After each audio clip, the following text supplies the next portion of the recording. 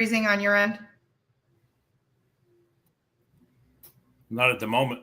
You're not either. Okay, so we're going to try this once again because I am going to edit this later. And so, yes, I know it's live and some people are going to hear this multiple times. That's all right. This is how we roll.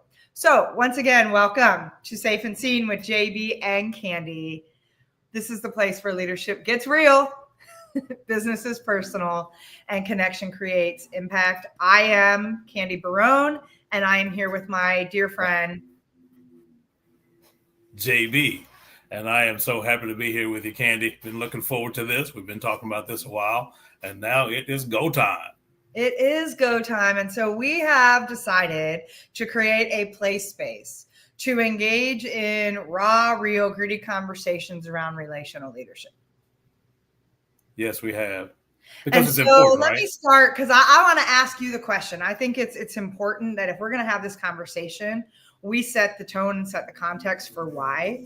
So when we talk about getting raw and real and gritty about relational leadership, why is that so important to you? It's important because if you want to have what I call a true kick-ass team, it's important. Okay.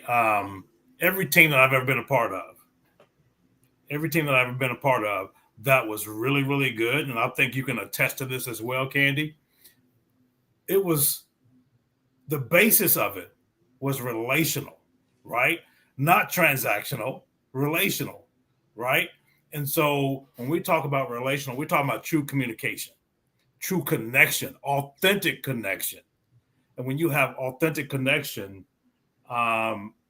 things are just different and more powerful. But here's the most important thing. People are starving for true connection these days. Not the false connection that we get on social media. That's why I think relational leadership is so important right now. It's because people are starving for authentic connection. And when we were talking about this before, you said something that really resonated with me because you said something along the lines of when we were talking about how important it is to have that true connection. You said something about how that's how people are then able to show up at work with their gifts and their talents. Yeah, 100%. Because think about, so first of all, let's break down a little bit of what you just said.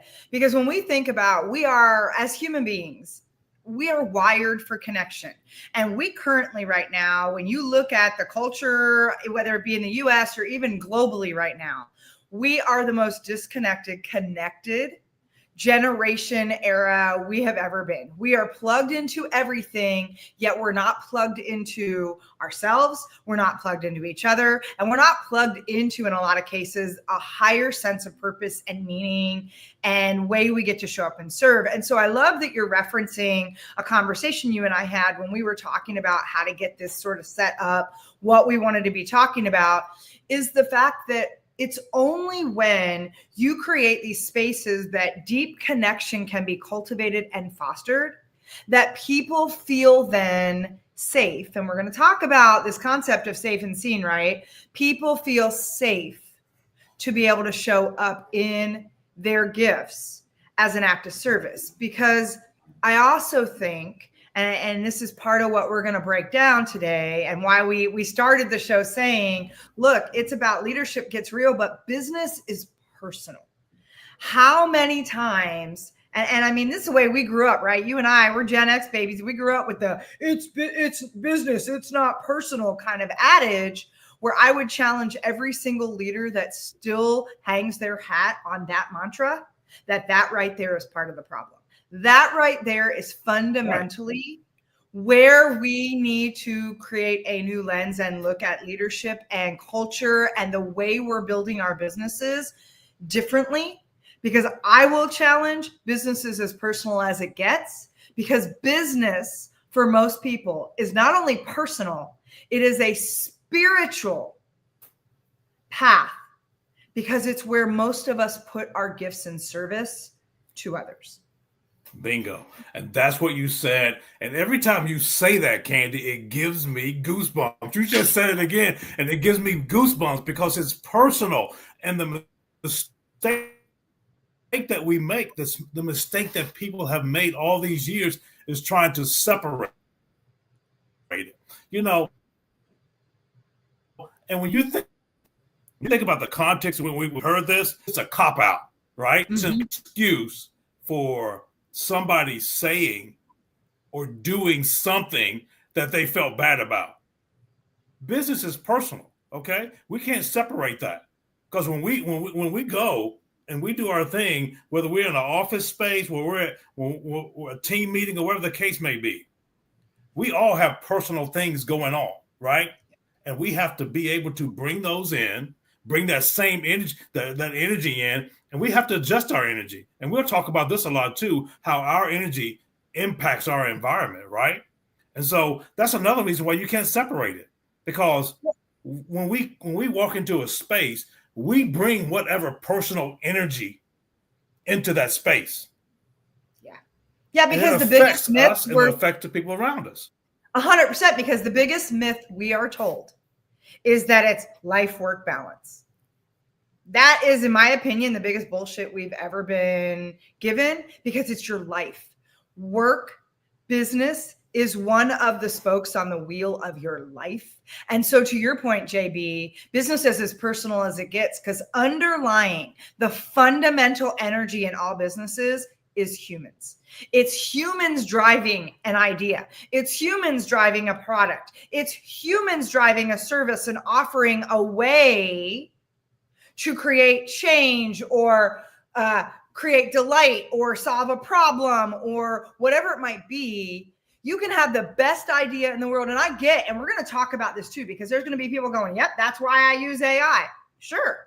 I had a conversation last night. So let's just bring that elephant into the room right now. Yeah, I had a conversation last night. A friend of mine reached out and he's like, Candy, couldn't I just have AI prompt these questions? And I said, sure.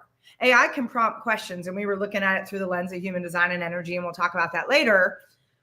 But I said, what AI can't do is create presence. What AI can't do is see and feel the underlying energy that's not being spoken. What AI can't do is show up and read between the lines and be able to feel the nuances when something triggers you, or something unsettles you, or you're not feeling safe and seen. AI can't recognize that. Humans are the only ones. Animals, humans, those of us with a heartbeat, are the only ones that then can create that energy for empathy, for compassion. Yes, you can wire AI to sound as empathetic and as compassionate as possible. But again, that's only as good as the prompts and the inputs. Right. The quality of what comes out of it still requires human input. So at the end of the day, no matter what you're talking about, when it comes to a business landscape, it starts always with humans. And that in itself is personal. It's always personal. And let's take it a step further. And I love how you broke it down, where you talked about AI can't. Here's some real things that AI can't do. AI can't show up at the office. I look at Candy and say, she's having a tough day. Yep. Let me go over there and encourage her. And let me go over there and ask her, what can I do to help her? Does she need to use my genius to help her further along whatever she's working on? AI can't do that, right? And that's what we're talking about, relational leadership. Yep. Because a lot of these things we're talking about, AI can't do. And I want to get back into what you just said. I don't want to skirt over this, because it's so important, and it made such an impact to me when you said this about how our job, that's where we can show up with our gifts and our talents. That's where they come to light. That's where we put those on display. Yeah. And that's so important for us to recognize, right? Mm-hmm. Because a lot of people, they go and they just go to work and they do the same thing and over again, whatever the case may be, not realizing or even asking the question, are you showing up in your gifts and your talents and using those to further yourself, further people around you, further your business, further your organization? I love when you said that. That's where our gifts and talents go to be displayed, to be used. Absolutely. And I'm going to take that a step further. And I love that Rob just commented on hate AI, love original content, because I'm also going to flip the script and talk about where AI serves in exactly what you're talking about, JB. Because it's not that I actually hate AI. I actually have a love-hate relationship with it. I love what AI can do to pull us out of the busyness, to pull us out of the bullshit that's got us winding around the axle, burning and churning, whining and grinding and hustling for the muscle. And it's taking all the shit out of our way that is stopping us from actually being in our genius and being in our creative power and being in our ability to show up in exactly the way that you're talking about, JB, in service to others. AI is brilliant at getting rid of all of the stupid tasks we waste endless amount of time and decision-making capacity and energy and focus on that literally a monkey could be doing. But we spend so much time doing that we don't have then the resources, the energy, or the sustainability to step into the actual creativity, the power, the sovereignty, the unique gifts that we're here to bring. So let AI take all of that busy off our plate so that we can crack open and really be in our zone of genius and put that in service to others in a way that inspires, it influences, and it creates long-lasting, sustainable impact. Well, here's the thing. And this is the warning. This is the warning for our audience and people who are listening to us.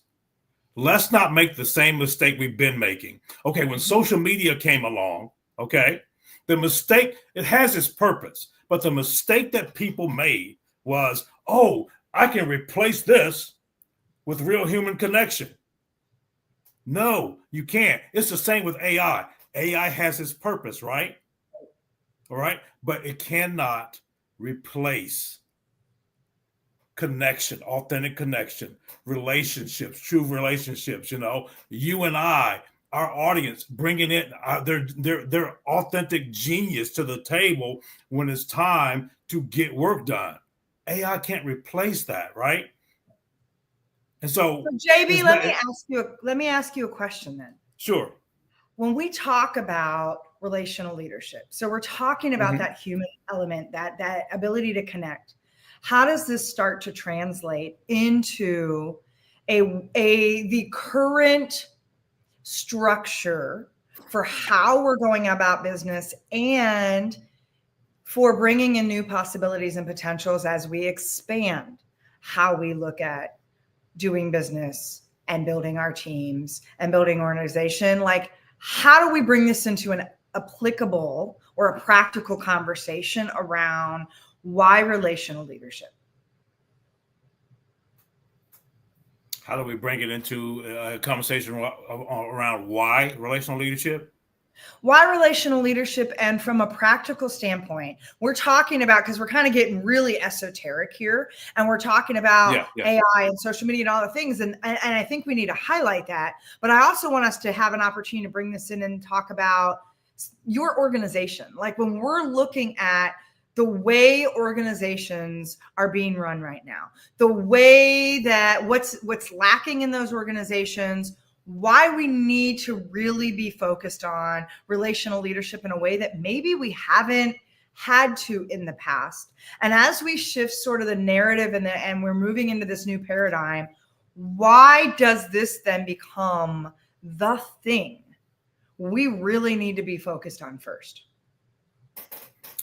I think because of the major disconnect that we feel in the country.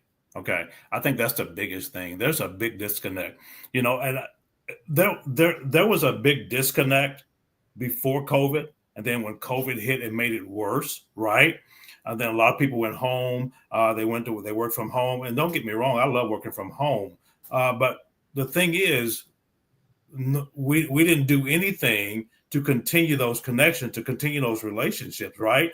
Because here's the most important thing. and you know this, and I know this because we've been coaching, we've been working with teams for a long time. When people feel connected, they feel like they belong to something. So a big piece of it is a sense of purpose, right? Mm-hmm. Having a sense of purpose that my piece in this big organization is important, Yeah. right? And they feel connected to it. We feel connected to it. So that's the first thing, right? And when you have that, when you have people who can understand that what I do in the big scheme of things, what I do, this piece that I do is important, right? Mm-hmm. That creates that connection. So that's the first thing. The disconnect. And because there's disconnect, there's also disloyalty. There's Mm-hmm. distrust, right? And so all of those negative feelings and negative thoughts, they affect how we show up at work. They affect how we do our work.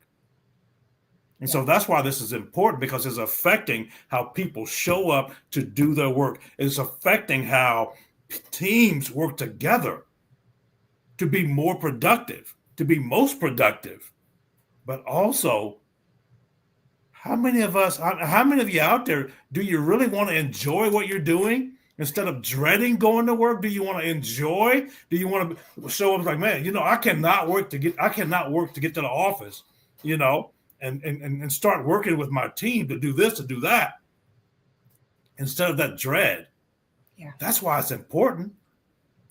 Well, and think about that for a minute. I mean, I know, and we're going to talk about this later on in some of our conversations around really understanding how you're wired and your own, energetic blueprint, and even like your working genius and what that looks like. What's interesting is when you look at the data, 70% of the population is designed for fulfillment or a level of satisfaction. Others are designed to redefine success. Others are designed for peace. And the last group is designed for surprise, delight. None of that says accomplishment, achievement, running on a hamster wheel that's going nowhere, plugging in and just grinding all day long. One of the things we're missing connection in, and I heard this, and you bringing it back to the pandemic, I think we've really opened up the can of worms since the pandemic. I remember sitting with so many executives on phone calls to ask them what right now, as all of this is going on, and I guarantee it's the same response I'm getting now as we're watching the world implode in many capacities, and the definition of leadership is blowing up in front of us, which is an opportunity, because we're at this critical point to redefine leadership. And so it's part of what you and I are talking about. But what's interesting is when I asked specifically, what is keeping you up now? And the response I heard and still hear over and over and over and over again is, Candy, I am so afraid that whatever this is we are going through, that when we come out of it, I'm going to realize I've done more damage than good to the people I care most about, my family and my team. And then I've seen grown, successful, high-performing, kick-ass executives break down and start crying in a way that feels like they are carrying the biggest burden.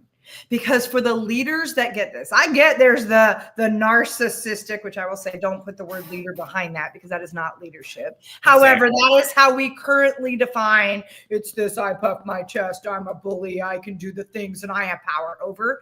That is not leadership. There is no power over in leadership. That being said, the leaders that get this, something cracked open as we entered into this whole cycle of the pandemic and where we are currently at now, that said, this can't be what I signed up for. I want something in my life that feels more meaningful. I want to, what I call, lead a living legacy that matters. I want to know that I'm doing something. And to your point, when you say people want to feel like their piece is important, we have this innate desire to know that how we are using our gifts matters, that we matter. And we can't sustain this narrative that says, you got to just like put in the time and we're people first, but actually all we care about is our OP. If you are truly about your people first, what you and I are talking about is a massive shakeup in likely how your culture and organization are built currently. And it means taking a step back to really ask some very uncomfortable questions that are going to show you the truth.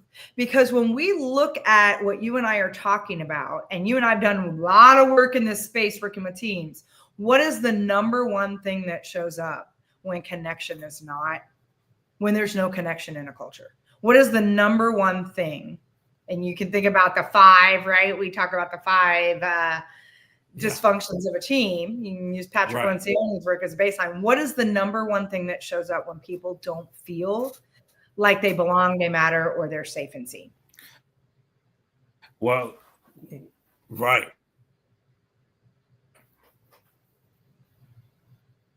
Say that again. So you broke up on that last part. Yeah. So what's the number one thing that happens? You still there? When we're not connected into our cultures, when we don't feel like our work matters, what's the number one thing that shows up? Oh, we disconnect. Okay, we disconnect. And there's a huge lack of trust. Right there. There's a huge lack of trust, and yeah, there's a huge lack of trust. And when you don't trust your teammates, okay, there's apprehension, okay, and then there's that little thing that comes in, that fear, right, and it sabotages us in how we show up. Absolutely. When sabotage comes in, not only does it sabotage us as an individual, but it sabotages the entire team. Right. Right. And so one of the things that we talk about is being safe and seen. Mm-hmm. Well, let's just get into that safe and seen, right? Why is that? Well, and I love it because it actually is going to play to exactly the point Rob just put into the chat, which is a lot of things we do makes us helpful, but I don't want someone else talking for me. I don't want someone else to be my voice. So let's talk about that, because I think that's a perfect segue to talk about why safe and seen then. Why are we having a conversation around relational leadership? Fundamentally is about being safe and seen. It's about being safe and seen. And it comes down to the fundamental question as a leader. What kind of culture do you want to have? Do you want to build a culture where people are afraid of you, that you're leading from a place of fear or domination? Or do you want to build a culture where people respect you, but they feel safe? And when the shit hits the fan, you know they're not going to jump ship. Right? Because they're there, they know that you care about them, they care about you, they care about the company, they're important, they feel safe, okay? And they know that you see them and what they bring to the table. And so when we hit those in the company, we don't have to worry about people jumping ship. Right. That's the difference. That's why it's important. So it goes back to, as a leader, what kind of culture do you want to really build? And you mentioned legacy. What kind of legacy do you want to leave? Right? Yeah. It's time to start leading from a place. I'm going to actually jump in there real quick, though, because I think we need to distinguish the fact that when I say legacy, I'm not talking about when you die and when you leave this planet. I'm talking about exactly what you and I are doing right now, which is real-time dynamic presence. We create legacy, and not to sound like the police song, but we create legacy in every breath we take. We create legacy in every way we show up and interact and connect with others. Yeah.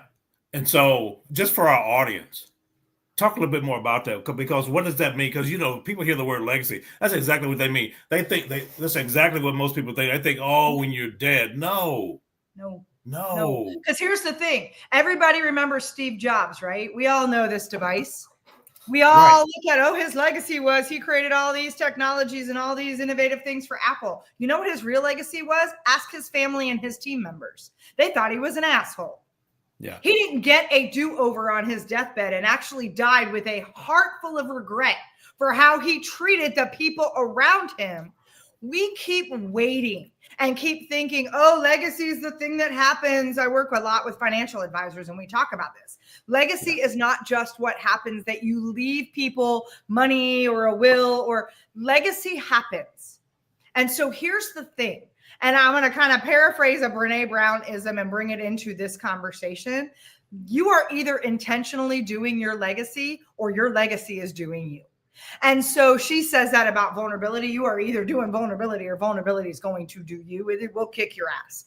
So you are either showing up in alignment with your core values, in a position to offer your gifts and service to others, that you are radically authentic. You are being aligned in a way that says, I know who I am, and I'm showing up. And I think it was John Adams that once said, leadership is not about, and I'm going to paraphrase him too, it's not a power over game. Leadership is about raising and lifting other leaders. It is about helping everyone tap into their highest potential and their gifts. That, if you know that that is really, leadership's a function of how you choose to show up, how you choose to serve others, and how you choose to take personal responsibility inside those spaces. If that's your model for leadership, then you ask yourself every day, how am I showing up in alignment and intention with those values? Because my legacy is happening. We right now, there is a vibration and frequency we are creating in this conversation. And those that are joining us in the chat and otherwise, we are creating legacy because something will fundamentally change in us, even if we're not aware of it as a result of this conversation. That is legacy. I love how you laid that out, because that's exactly right. When we walk in a room, we're laying foundation for our legacy. Okay. 100%. How we treat people, right? The energy we bring into the room. Okay. How we respond, how we choose to respond, how we choose to react. That's our legacy. Mm-hmm. And so I love how you laid that out. And so when you, as a leader, when you think about your legacy, it's every single day. How are you showing up? How are you leading? How are you treating your people? How are you engaging them? Are you empowering them? How are you inspiring them?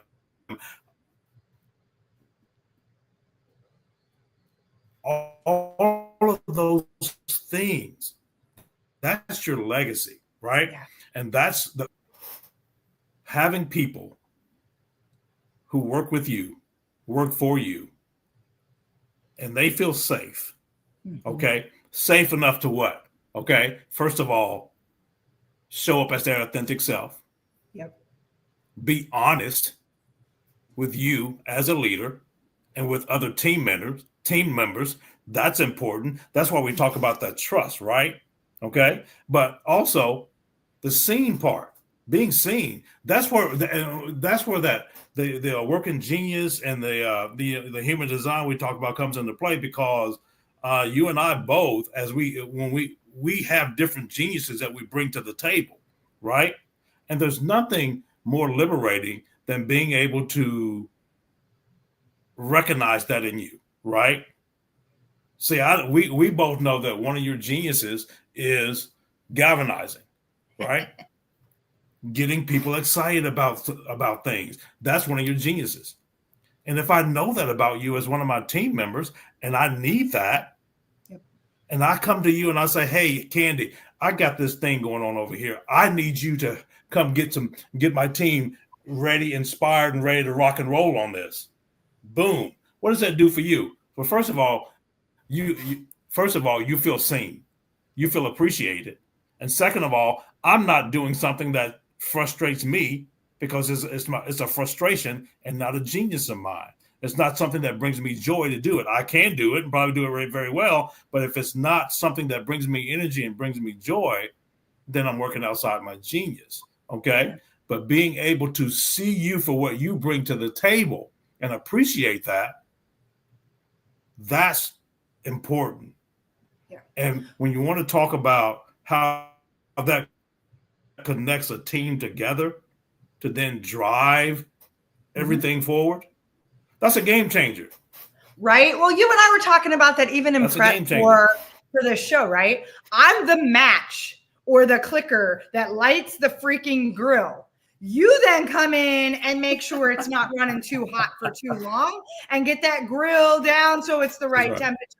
I am great at getting the spark lit, but I oftentimes need help bringing that spark down so it's manageable so that we don't burn the meat or burn the thing or stay so hot that we're like, it's frenetic energy. There's a balance there. And what I love about that, and I want to give a really very real example of this around when people don't feel safe.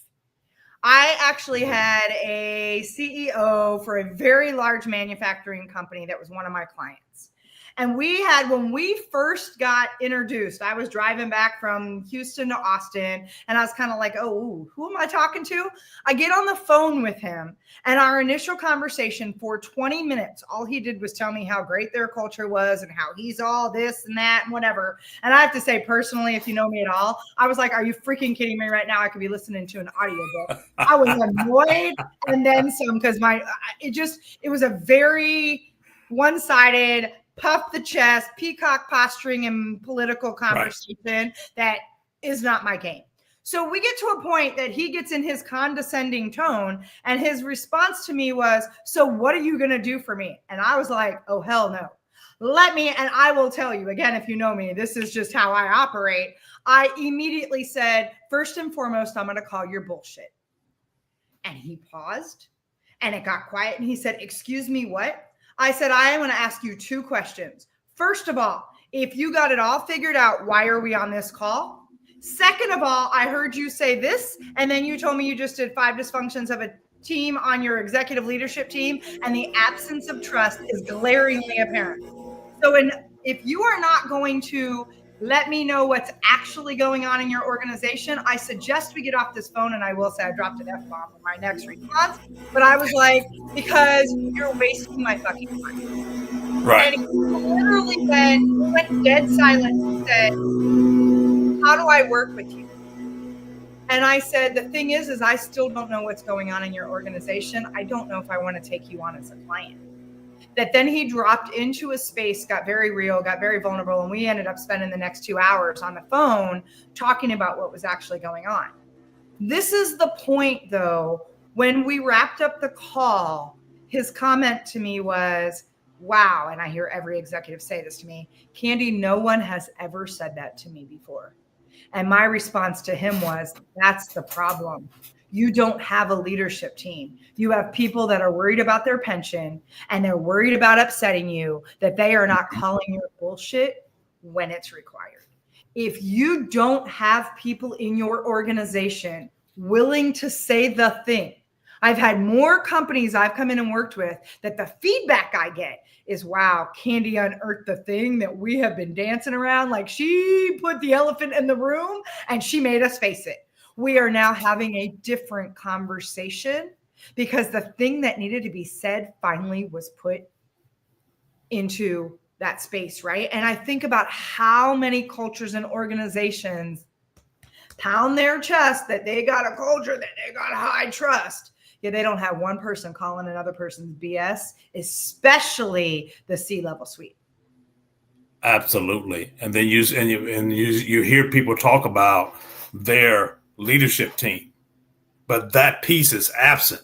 It's not really a team, okay, if that piece is absent, okay? Mm-hmm. Because if we can't, with that level of trust, if we can't call each other out on their BS, okay, and you know, we don't have to be mean about it, okay? We don't have to be mean about it, but we can call people out, because guess what?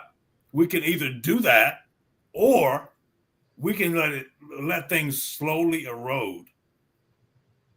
Right? You get what I mean by that? Because yeah, it's like a pinhole in a bowl that sinks it.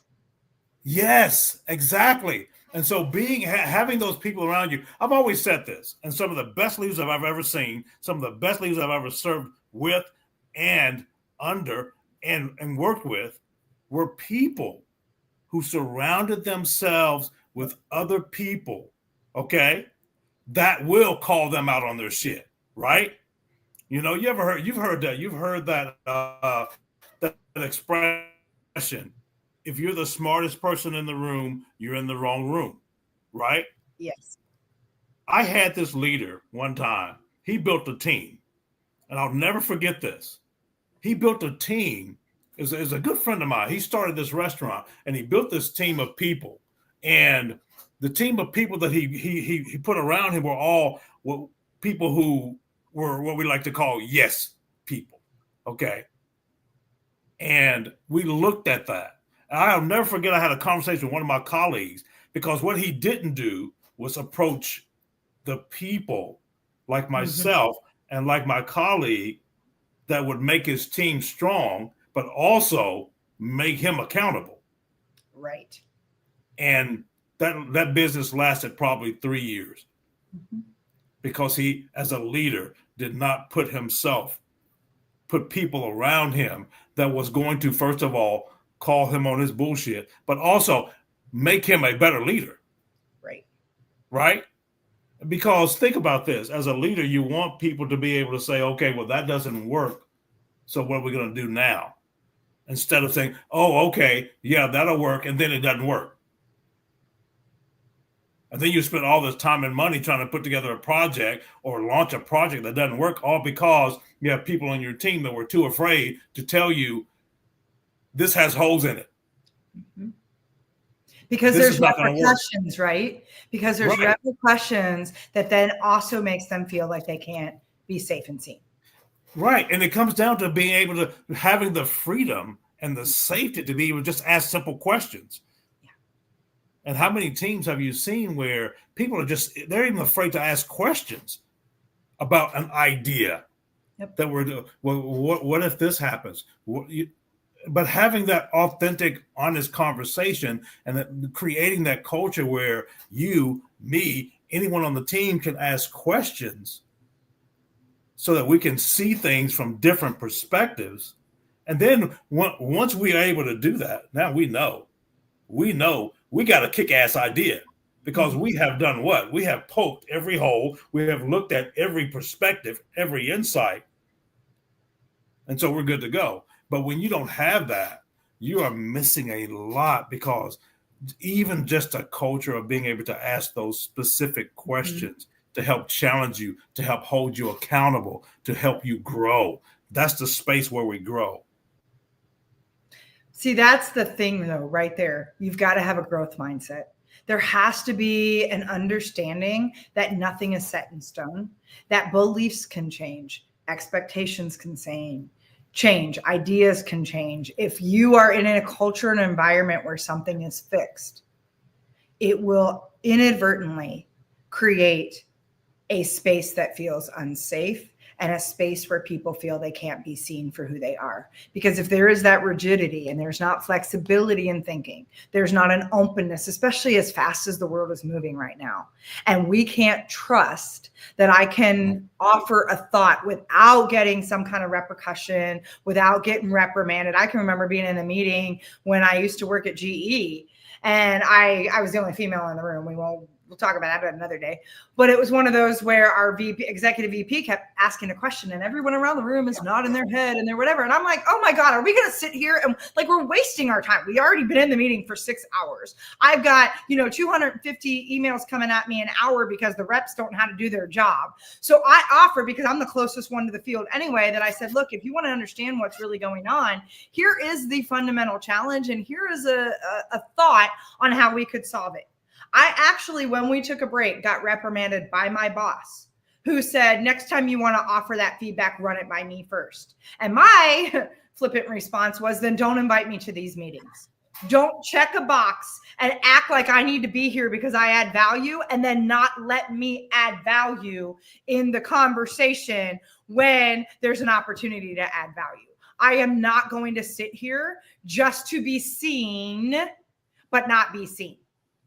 And I think we have so many environments where it's, I will say, if all the things that Steve Jobs didn't do well, I'll use him again as an example. He was very clear to say, what is your role in this meeting? And if someone didn't know the value that they were there to contribute, he dismissed them from said meeting. We don't just bring people into a meeting because, oh, you have this title and we got to check a box. We bring the people in the meeting that are going to make the meeting move forward.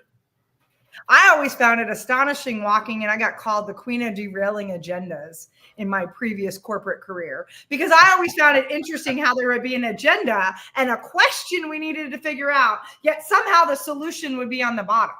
And when I would just poke a hole, when someone would say, well, this is what we need to do, I'm like, have we thought about how that's going to affect X, Y, and Z? That if we do this, it's going to put stress on the field who's already feeling at max capacity. How are we going to support that in the back office? And the response will be, well, that's not our problem. Oh, I actually think it is, because if we can't support that here, then your salesperson's not going to be able to sell. There is a loop. And people would ask me, Candy, are you going to come in and derail another agenda?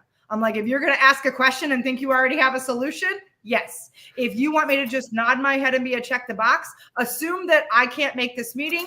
I'm going to go back to my office and get real work done. So this is what I love. This is created, right? Candy, this is what I love. See, what people don't know that I need to go ahead and tell them is that both of us share, we share one genius, and that's discernment. And this is the misconception about people with discernment, because we can come off as abrasive or as assholes or whatever the case may be. And that's not what we're doing, right? We're actually taking an idea and we're discerning it. We're poking holes in it. We're making sure that before you implement this thing, that it's not going to sink, right? And so, but we come off as different. So so I love that. Right. Oh, please. I mean, we're too much. You're too transparent, too big of a thinker, too much poking holes at the status quo. I'm like, then why are we meeting? I find it astonishing how there's a teleconference or a meeting with 20 people, but because 2 people couldn't be part of the 20, we now have to have another meeting of 20 people so that all the people can check the boxes, but no one gets to offer any inputs because the solution has already been decided. What a waste of human potential, time, and energy. Well, yeah. If the solution has already been decided, why are you wasting my time? Okay. But think about why are you wasting my time, my energy? Go ahead. I'm sorry. I was just saying, why are you wasting my time and my energy? If it has already been decided, this is the big mistake that most leaders make, that a lot of leaders make, is not feeling safe enough within themselves, okay, to encourage their team members to bring their gifts and their talents, okay? What is your perspective? What is your experience? I want to hear from you, right? It's that healthy debate and communication that will allow us, when we walk out of there, we know we've accomplished something because we've heard from everyone. We've heard from different perspectives, and not just one perspective, not just one insight. But why have a team? Here's my question. And I was thinking about this when you were talking. Why have a team if you're not going to allow the team to contribute? Because it's a disguise, right? Because it checks a box on how we're supposed to do business. You have everybody has their org chart that looks almost exactly the same. We don't think through how, instead of having these hierarchical or matrix organizations, which are nothing but a power over stance. Because if you really, really break this down, there are 2 fundamental phrases that are the scariest things for most executives to say. I feel, and I don't know. I feel like we're going down the wrong path, or I feel very vulnerable with our shareholders. I feel like we got something I feel like I'm not creating an environment that's allowing people to give me the feedback I need, because I feel like we're going down the wrong path. I feel something. But I also fear saying, I don't know, because everyone expects me to have the answer. Real leadership is not about knowing the answer. Real leadership is knowing how to tap into the collective energy to critically think and find solutions that can be tested and experimented and find new pathways and potentials. It is not about standing in a space of false arrogance, false ego, false confidence that says, oh, it's, I don't know. And it's the and conversation that says, and I need your help to figure it out. Imagine the power of a executive saying to their team, and there are teams that do this, and it's beautiful to see. You know beautiful. What? JB, that's a great question. Wow. I don't know, but I'll tell you what, I'd love your help in figuring it out. I had that opportunity once when I was doing 2-day training at GE, and I had one of the GMs come in, or one of the VPs come in, and he wanted to do sort of a, what do they call those? A town hall at lunchtime. And so he said something, and the room, because the culture at GE is like, you don't ask the question, right? And I'm like, that's not what we're doing over the last 2 days. This is your up and coming. This was a group of leaders that have been selected to be voices for the collective. It was a leadership team within, the organization. And at one point he said something, and I said, I'm going to offer a thought that I heard you say this, that you said, oh, we have transparency. I forget what it was. It was something around this. I said, and yet I heard you say this that doesn't feel like you're demonstrating that. And I will say, to the true testament of this leader, he sat and he went, well, shit. I don't know if anyone's ever called me out on that before, Candy. He's like, you are so right. I am not walking my talk. And I will tell you right now, I need to evaluate that, because I did just talk out of both sides of my ass, and I'm not holding myself accountable.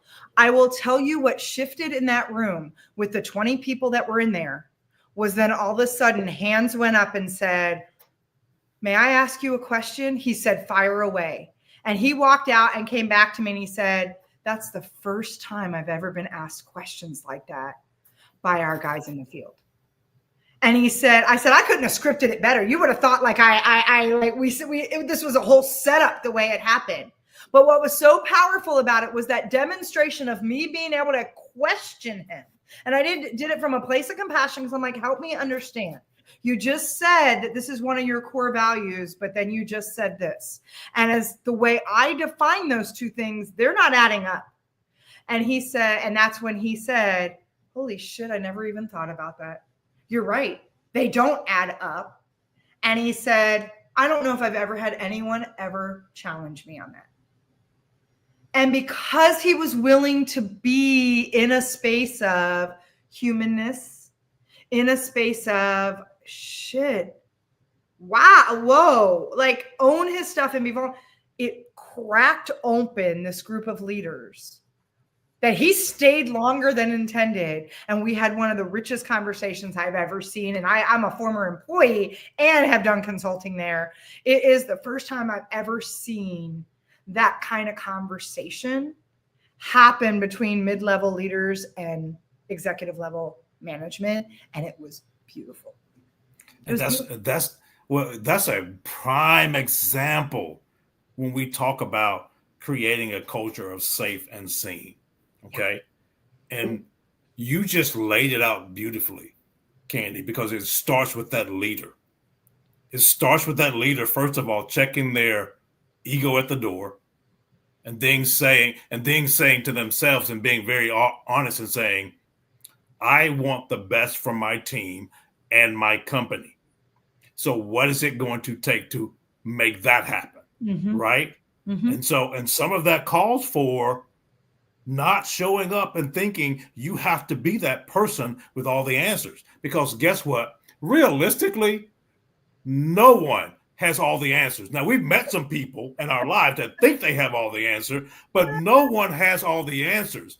And it reminded me of a quote that Henry Ford said, right? He was asked several of these questions, and it was like, he said, listen, I don't have the answers to all those questions. Mm-hmm. He said, I don't necessarily have to have the answer to all the questions you're asking me. I just need to know where to get the answers. Okay? Because he knew that there was people on his team that had the answers. And as a leader, that's what we need. We don't have to have all the answers. We just need to know where to get them. Right? And sometimes it's walking down the hall and talking to Dave, say, hey, I need this. Right. And you know what? Dave's going to feel safe and seen that you've tapped into what he can provide you, the answers he can provide you. So it comes all the way back to that. So as a leader, all of this that we're talking about, this relational leadership, it starts with a leader being willing to say, okay, I want the best team. I want the best company. I want to be the best leader. What does it take for me to do that? And like you just said, first of all, checking your ego at the door and tapping into your humanness. Okay. Your humanness, right? And we'll talk a lot more about this on other episodes, understanding your human design and understanding your working genius, right? Because as a leader, when you understand your working genius, you understand where you begin and where you end, right? Instead of thinking that you've got to do everything, have all the answers. But if you know that you're wired this way and accept that, then now as a leader, I'm gonna surround myself with a team of people to now fill in my gaps. Yeah.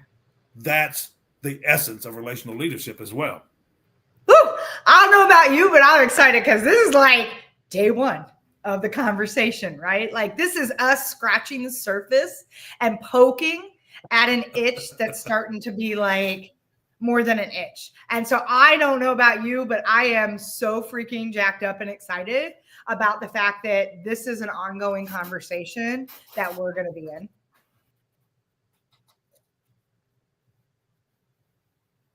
Yes, I'm excited as well. And I'm excited about some of the things that we're going to be talking about. You know, we talked about that last week. We're just talking about some of the things that we're going to be bringing to the table. So for you listening, for our audience members and those who are not listening, we're going to ask you to tune in if you see this recording, because guess what? You are in for a treat on some of the things that we're going to talk about. And I want to say this, if you are a leader, if you're a leader that you're serious about getting better, and not only you getting better, but you making the people around you better, we want you to tune in. We want you to tune in to what we have to say. We're going to give you some nuggets. We're going to give you some things that's going to help you achieve that goal of being the best damn leader that you're born to be. Love it. I love it. So bring us home, Jay. Good stuff. Anything else before we wrap up, Candy?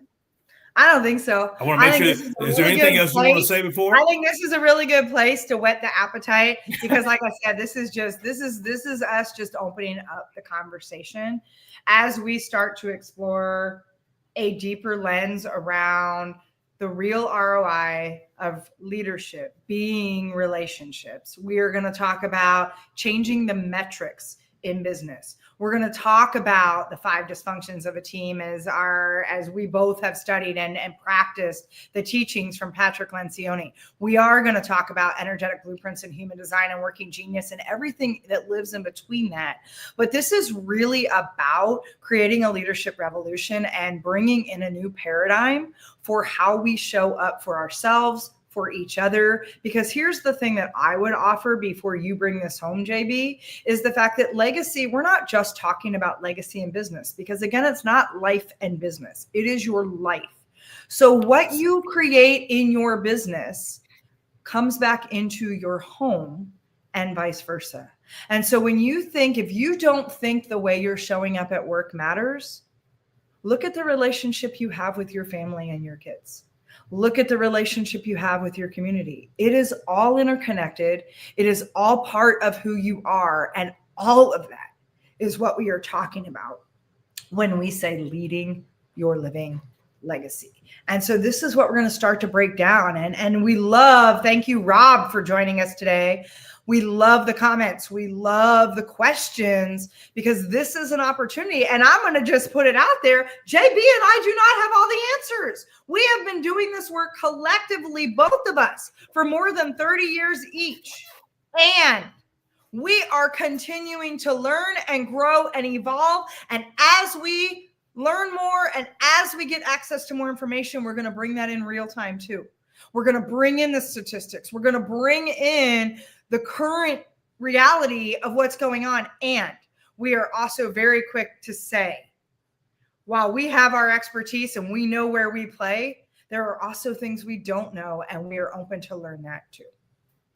Absolutely. I couldn't have said it better myself, Candy.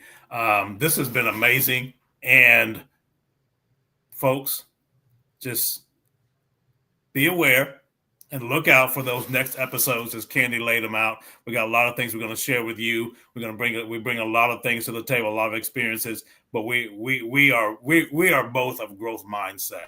Okay. We're continually growing, continually learning so that we can help our clients grow and learn and be better. So I'll leave you with this. When you lead from connection over control, you can build a culture that's worth belonging to. Think about that. So stay bold, stay human, and keep your people safe and seen. Thank you, everyone.